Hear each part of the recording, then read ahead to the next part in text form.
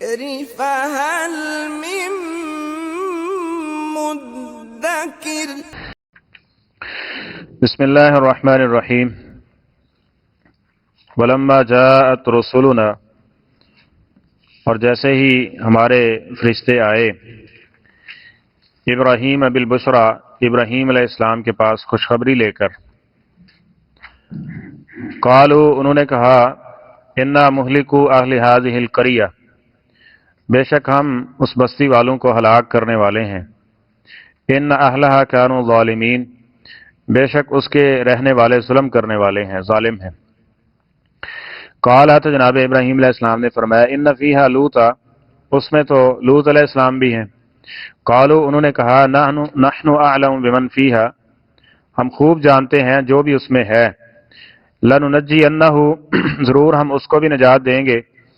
واہلہ، اور اس کے اہل و عیال کو بھی، الا امرأتہ، سوائے اس کی بیوی کے، کانت، وہ ہو چکی ہے، من الغابرین، پیچھے رہنے والوں میں سے۔ ولما ان جاءت رسلنا لوطا، اور جیسے ہی ہمارے فرشتے لوط علیہ السلام کے پاس آئے، سیء بہم، تو تنگی محسوس کی ان سے، وضاق بہم ذرعا، اور ان کا دل گھٹنے لگا، وقالوا، اور ان فرشتوں نے کہا، لا تخف، آپ خوف نہ کھائیں، ولا تحزن، اور آپ غمزدہ بھی نہ ہوں، انا منجوک واہلک، بے شک ہم آپ کو اور آپ کے اہل و عیال کو نجات دینے والے ہیں، الا امرأتک، سوائے آپ کی بیوی کے، کانت من الغابرین، وہ پیچھے رہنے والوں میں سے ہو چکی ہے، انا منزلون علی اہل هذه القریہ، بے شک ہم اتارنے والے ہیں اس بستی والوں پر، رجزا من السماء، آسمان سے بدترین عذاب، بما کانوا یفسقون، اس کی وجہ سے جو یہ گناہ کیا کرتے ہیں، وَلَقَدْ تَرَكْنَا مِنْهَا آیَةً، یقیناً ہم نے ان کی کھلی نشانی چھوڑی ہے، بینہ، واضح کھلی، لِقَوْمٍ یعقلون، اس قوم کے لیے جو شعور یا عقل رکھتی ہے۔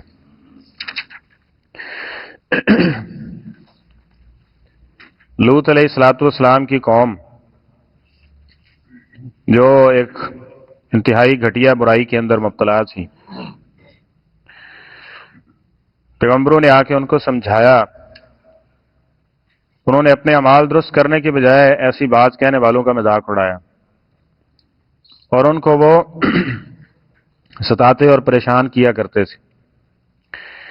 پھر جب جناب لوط علیہ السلام نے اللہ تعالیٰ سے مدد طلب کی کہ اللہ اخیر ہو چکی ہے، رب انصرنی علی القوم المفسدین، تو اللہ تعالیٰ نے بھی فیصلہ کر دیا عذاب کا، اور وہ وقت آ گیا جس کا وہ مذاق اڑایا کرتے تھے اور چیلنج کیا کرتے تھے اور کہا کرتے تھے کہ وہ لے آؤ، کیوں نہیں آ رہا؟ تو فرمایا، ولما جاءت رسلنا ابراہیم بالبشرا، تو وہ جو فرشتے اللہ تعالیٰ نے عذاب کے لیے بھیجے، ان کو پہلے جناب ابراہیم علیہ السلام کی طرف بھیجا گیا، اور وہ خوشخبری لے کے آئے۔ عام طور پہ معروف یہ ہے کہ بعض فرشتے ہیں ان کا کام صرف عذاب دینا ہے، اور بعض فرشتے ہیں ان کا کام صرف مومنوں کے لیے یا اچھے لوگوں کے پاس آنا جانا اور ان کو خوشخبری وغیرہ دینا، یا ان کی روحوں کے جو اخروی معاملات برزخی ہیں۔ تو اس آیت میں وہی فرشتے ہیں جو جناب ابراہیم علیہ السلام کو خوشخبری سنا رہے ہیں، اور وہی فرشتے ہیں جو عذاب کا باعث بنے، یعنی عذاب لے کے آئے ہیں قوم لوط پر۔ تو اس لیے یہ کوئی ضروری نہیں ہے، وہ خالق اور مالک ہے، جو چاہے وہ کر سکتا ہے، جس کی چاہے ڈیوٹی لگا دے، وہ ذمہ داری پوری کرنے والے ہیں۔ اور فرشتوں کے بارے میں ہم نے پڑھ چکے ہیں کہ وہ اللہ تعالیٰ کے کسی بھی حکم کی، لا یعصون اللہ ما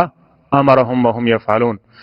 اللہ جو بھی ان کو حکم دیتے ہیں وہ اس کی پیروی کرتے ہیں، اس کی اطاعت کرتے ہیں اور نافرمانی نہیں کرتے۔ تو قالوا، جناب ابراہیم علیہ السلام کو خوشخبری دی، اس کا واقعہ بھی ہم پیچھے پڑھ رہے ہیں اور کچھ آگے بھی آئے گا، کہ بڑھاپے کے اندر اولاد کی خوشخبری، اور پھر یہ ایک اچنبی سی بات تھی، تو کہا کہ یہ اللہ تعالیٰ کی رحمت ہے اور اس پر یقین رکھیے، اور نا امیدی جو ہے نا یہ نہیں ہے۔ تو قالوا انا مہلکو اہل هذه القریہ، اور ساتھ میں یہ بھی کہا کہ یہ جو بستی والے ہیں، یعنی ابراہیم علیہ السلام اس کو جانتے تھے، لوط علیہ السلام کا تعلق بھی تھا، تو کہا ہم اس کو ہلاک کرنے والے ہیں، ان اہلھا کانوا ظالمین، یہ ظلم پر اتر آئے ہیں، ظلم کا انجام اور نتیجہ یہی ہے، یاد رکھ لیں، چاہے وہ چھوٹا ہو یا بڑا ہو، بالآخر ظلم کا انجام وہ سہنا ہی پڑتا ہے۔ اور یہ وہ چیز ہے جس کے بارے میں رسول اللہ صلی اللہ علیہ وسلم نے فرمایا، دو چیزیں ایسی ہیں کہ جن کا انسان کو اس دنیا سے جانے سے پہلے کچھ نہ کچھ سزا جزا اس کو ملتی ہے۔ وہ دو چیزیں کون سی ہیں؟ ایک فرمایا قطع رحمی ہے، جو شخص قطع رحمی کرنے والا ہے نا وہ دنیا میں کچھ نہ کچھ سزا ضرور پا کے جائے گا، اور آخرت میں تو ہے پھر اس کے لیے۔ اور دوسرا وہ شخص ہے جو ظلم کرنے والا ہے، ظالم اور قطع رحمی کرنے والا، رشتہ داریوں کو توڑنے والا شخص، ٹھیک ہے، یہ دنیا میں کچھ نہ کچھ اللہ تعالیٰ کے عذاب کا سامنا کرے گا۔ اللہ تعالیٰ ہمیں ان چیزوں سے محفوظ فرمائے۔ قال ان فیہا لوطا، تو جناب ابراہیم علیہ السلام کے بارے میں فرمایا وہ بڑے اواہ، بڑے نرم دل تھے۔ کہنے لگے کہ وہاں تو جناب لوط علیہ السلام بھی ہیں اور عذاب کا فیصلہ ہو چکا ہے۔ قالوا نحن اعلم بمن فیہا، اس اللہ نے سب کچھ ہمیں یہ بتا دیا، ہم یہ جانتے ہیں کہ اس میں کون ہے۔ لننجینہ واہلہ الا امرأتہ، ہم جناب لوط علیہ السلام کو اور اس کے تمام اہل و عیال ان کو ہم نجات دیں گے سوائے ان کی بیوی کے۔ کانت من الغابرین، کیونکہ اس نے پیچھے رہنے والوں کے ساتھ رہنا پسند کیا۔ کس وجہ سے؟ اب وہ دیکھیں، ہم پیچھے بھی پڑھ رہے ہیں کہ چلی وہ جناب لوط علیہ السلام کے پاس، لیکن ایک پابندی لگائی گئی تھی کہ آپ نے پیچھے مڑ کے نہیں دیکھنا، جو پیچھے مڑ کے دیکھے گا وہ گیا، اس کو اٹھا کے وہ آپ کے ساتھ نہیں جا سکتا۔ تو جا رہے ہیں، باقی لوگ بھی آپ کے ساتھ ہیں۔ تو اس نے پیچھے مڑ کے دیکھا، فرشتے نے اٹھایا اور اس کو پیچھے کر دیا، ٹھیک ہے۔ یعنی اصل بات اس میں کیا ہے کہ پیغمبر کی اطاعت اور فرما برداری ہے۔ پیغمبر کی اطاعت اور فرما برداری نہیں کریں گے تو یہ دیکھ لیں، یہ پیغمبر کی بیوی ہے، پیغمبر کی بیوی ہے، اور ایک چھوٹے سے حکم کے ساتھ اللہ نے آزمایا کہ آپ نے پیچھے مڑ کے نہیں دیکھنا۔ اب اس میں کون سی چیز تھی؟ اور میں آپ لے جاؤ اس کو سحر کے وقت، یہاں سے چلے جاؤ، لیکن پیچھے مڑ کے کسی نے نہیں دیکھنا، اتنی سی پابندی۔ اور آج ہم دیکھ لیں کہ کتنی واضح پابندیاں جو ہمارے ساتھ یعنی لگائی ہوئی، یہ تو ایک عارضی پابندی تھی نا، تو ہم کیا کر رہے ہیں ان کے ساتھ؟ اطاعت رسول ہے جو عذاب سے بچائے گی، اللہ کی اطاعت اور فرما برداری ہے جو انسان کو دنیا اور آخرت کے عذاب سے محفوظ رکھتی ہے۔ اور اگر ہم اس کو ٹالنے کی کوشش کریں گے نا، ہم ایسے کر لیں گے، ہم ویسے کر لیں گے، ہم یہ کر لیں گے، ہم وہ کر لیں گے، یہ پیغمبر کی بیوی ہے اور پیغمبر کے قافلے میں بھی چل پڑی ہے، لیکن فیصلہ یہ تھا کہ اس نے پیچھے رہنا ہے۔ آزمایا کس کے ساتھ؟ ایک اس بات کے ساتھ، تو کانت من الغابرین، اس نے پیچھے رہنے والوں کے ساتھ۔ اس لیے نبی کریم صلی اللہ علیہ وسلم کی دوسری حدیث بھی آج یہ سنانے کی بہت ضرورت ہے۔ فرمایا من تشبہ بقوم فہو منہم، ادھر سے کہتے ہو لا الہ الا اللہ محمد رسول اللہ، ہمیں محمد صلی اللہ علیہ وسلم سے سب سے زیادہ عقیدت اور احترام اور محبت والا رشتہ ہے، سر سے لے کے پاؤں تک کوئی سنت نبی علیہ السلام کی اور کوئی طریقہ نبی علیہ السلام کا نظر نہیں آتا، وہ ان کا اپناتے ہیں جو نبی علیہ السلام کے دشمن ہیں۔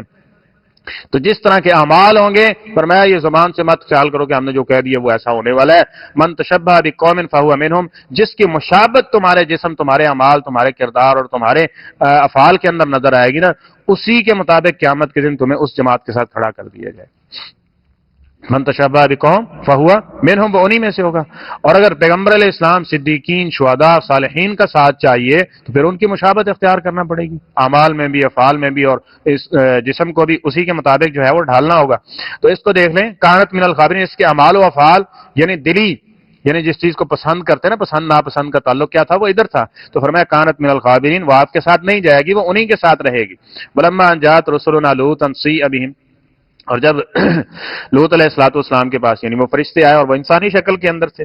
ان کو دیکھ کے جناب لوط علیہ السلام پریشان ہو گئے اور ان کا سینہ گھٹنے لگا، تنگ پڑنے لگا کہ اب مہمانوں کی صورت تھی اور قوم کس برائی کے اندر مبتلا تھی، اس وجہ سے کہ مہمانوں کے سامنے، جس طرح انہوں نے پیچھے بھی کہا کہ الیس منکم رجل الرشید، تم میں کوئی بھی عقل مند نہیں ہے کہ ایک مہمان ہے اور مہمان کے سامنے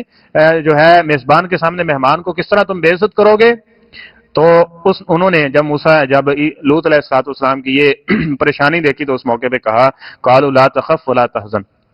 سارے خوف اور غم آپ نکال دیں، انا منجو کا، یعنی انہوں نے اعلان کیا کہ ہم اللہ تعالیٰ کی طرف سے بھیجے ہوئے فرشتے ہیں، یہ ہرگز آپ تک نہیں پہنچ پائیں گے، ہمیں کوئی تکلیف یہ نہیں پہنچا سکتے۔ انا منجو کا واہلک، آپ تیاری کریں، آپ کو اور آپ کے اہل و عیال کو سوائے آپ کی بیوی کے سب کو ہم نجات دیں گے، یعنی آپ یہاں سے چلے جائیں۔ اور پھر جیسے ہی صبح ہوئی تو ان کے لیے ایک عذاب کا فیصلہ تھا۔ فرمایا انا منزلون علی اہل ھذی القریہ رجزا من السماء، آسمان سے ہم بدترین جو عذاب ہے وہ ان کے اوپر اتارنے والے ہیں، بما کانوا یفسقون، کس وجہ سے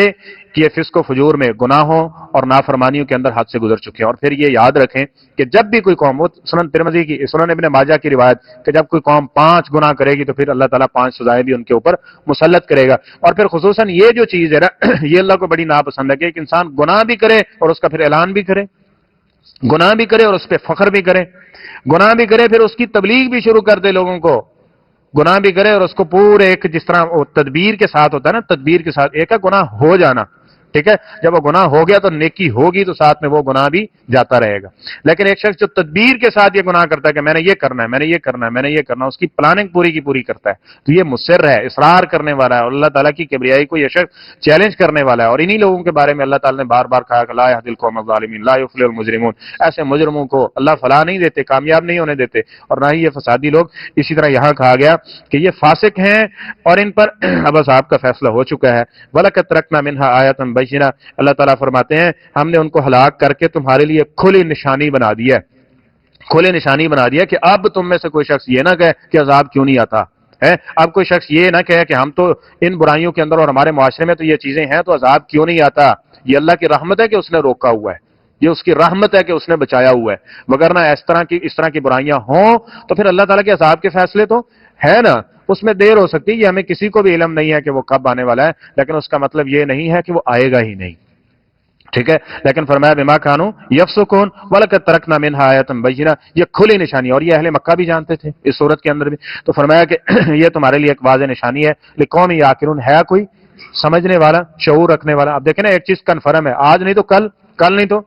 اگلی کل ہو جائے گا یہ معاملہ، لیکن اس چیز پہ آئیں گے تو دیکھی جائے گی، یہ معاملہ ہوگا تو پھر دیکھی جائے گی. بہت سارے اعمال و افعال اس صورت کے اندر ہم چھوڑ دیتے ہیں، تو لیکن یہ کس کو علم ہے یا کس کو یقین ہے یا کس کو بھروسہ ہے اس چیز کا کہ اس کے آنے سے پہلے ہم اعمال کی اصلاح کر لیں گے. کوئی بھی عمل ہے، ٹھیک ہے، تو اس کی اس لیے ان چیزوں کو دیکھ کے اپنے اعمال و افعال کی تمام معاملات میں شعبہ زندگی کے اندر جو ہے اس کی درستگی کی طرف آنا چاہیے، اور اس امید پہ زندگی نہیں بسر کرنی چاہیے کہ ابھی بڑا وقت پڑا ہے اور ہم توبہ کر لیں گے، ایسے کر لیں گے. یہ کسی کو علم نہیں ہے کہ کب کس کے ساتھ کیا معاملہ ہونے والا ہے. اللہ تعالی ہم پہ اپنے رحمت اور فضل والا معاملہ فرمائے. صدق اللہ العظیم.